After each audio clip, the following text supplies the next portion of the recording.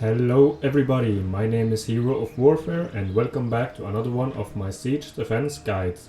Today we are covering Lizardmen, which is the first race I'm covering in Immortal Empires, and Oxiodal is really fun to play. I can't recommend him enough. He is so much more fun in Immortal Empires than he was in Mortal Empires. Alright, so let's jump right into it, shall we? First off, as always, checking out the Garrisons. So with Immortal Empires, CA, Creative Assembly, did some alterations to regular Garrisons. So you don't normally get a hero anymore. Normally you would get a hero at least in the tier 3 building. So it's really weird that they decided to take that away. And generally across all races, the Garrisons have become like smaller and weaker infantry, or weaker units rather. So you do have weaker units overall, but it's still possible to defend. It's just, I think they did it so you won't have too much trouble when assaulting minor sieges, maybe? I don't know. So of course you have the major resettlement, which normally you only get Saurus warriors and some skinks, and you see pterodon riders on the tier 4 and tier 5. And you have the garrison building, of course, which when you construct it in a major settlement, you get stronger towers, the ones that are on the walls, and you get some better units, of course. And with Lizardmen, you also get the army ability Holy Stella, which decreases accuracy and I think it is just accuracy, can't really remember, for ranged units, like enemy units. And with the Temple of the Old Ones, you can get an extra skink priest with beast, and same here if you build these two, so you can get a little bit extra garrison. And with minor sieges, or minor settlements rather, you know, it's the same with the settlement building itself. And with the defense building, you just get some extra Saurus warriors and chameleon skinks, and of course you get walls if you build the tier 3 ones. And here you also get the Holy Stella ability and some extra defensive supplies if you are under siege for several turns. Alright, so I'm gonna show you some replays. Alright, so as you can see, we have been attritioned a little bit, and this is a Nurgle army which has been assaulting our major settlement, so this is with walls. Some people think that walls settlements are harder to defend because you have to hold 2 points. I kind of disagree with that, but it kind of depends on the settlement outlook, or like how it's designed, and also how hard it is to defend the points, and also what kind of towers is on the walls. Because if it's really strong towers on the walls, that can do so much damage before the enemy even gets to your settlement, that it's really worth it to have walls. But if it's just regular arrow towers, then of course it can be very bad and not really worth it to have walls. So with this particular battle or like map, you can see they are coming at me from 3 different angles, and I am posting some of my skinks, because they are my fastest unit, up on the walls. So since this was originally a Slaanesh or settlement, it's like a Slaaneshi type layout. So the towers are armor piercing and pretty decent, so holding them to do as much damage to the Nurgle warriors on their approach is very smart, I would say. And same over here. And over here I didn't bother because there was only the siege towers, which, by the way, look at how gross they are. Holy shit, look at this. And yeah, the lord. So I knew the towers wouldn't be able to take down the siege towers, so I just left them to their own devices. So this position is pretty defendable. You have several barricades you can build. You have a really good tower position here.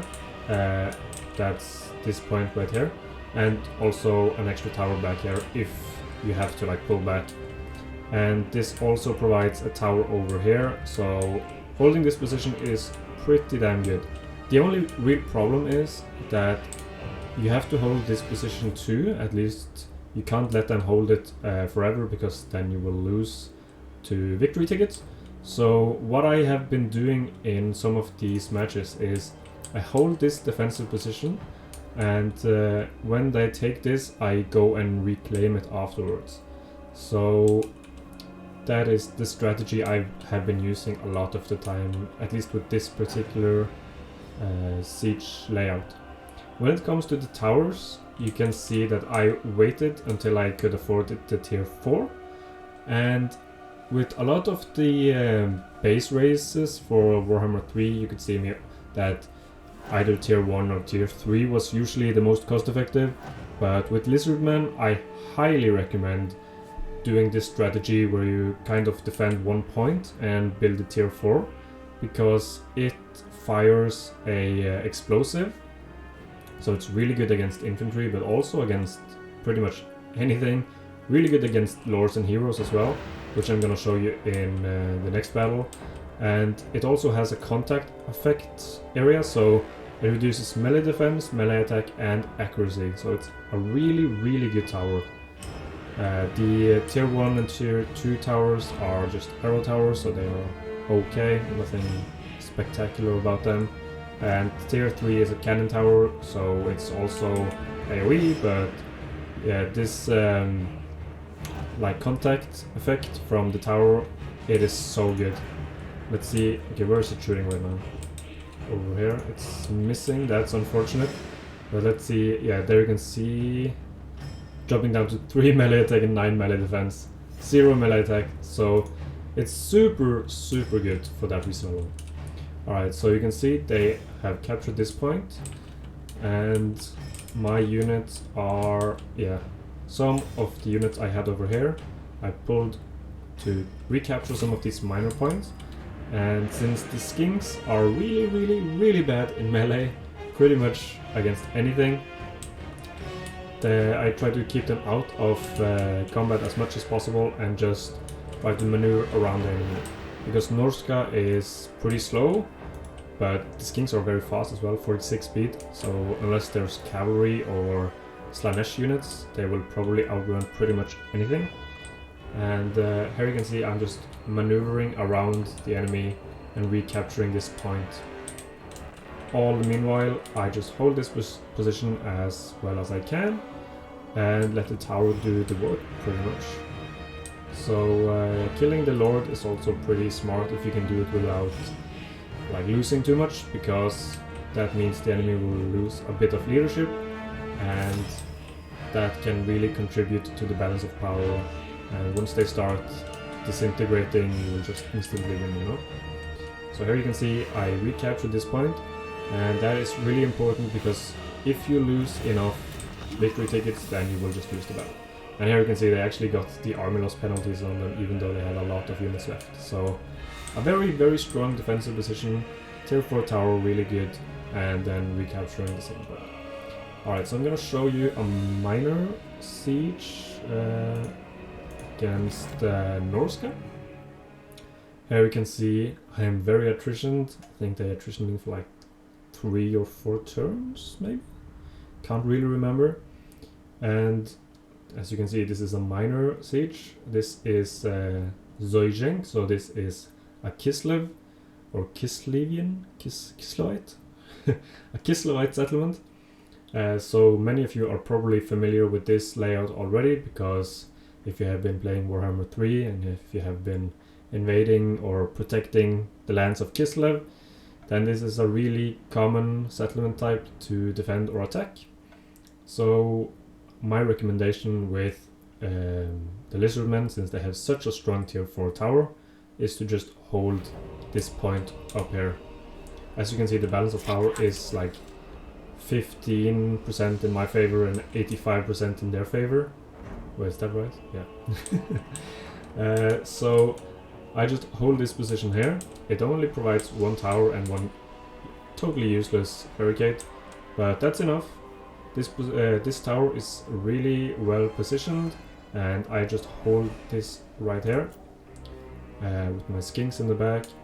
And yes, they don't have anything amazing, but they outnumber me by such a ridiculous degree that, yeah,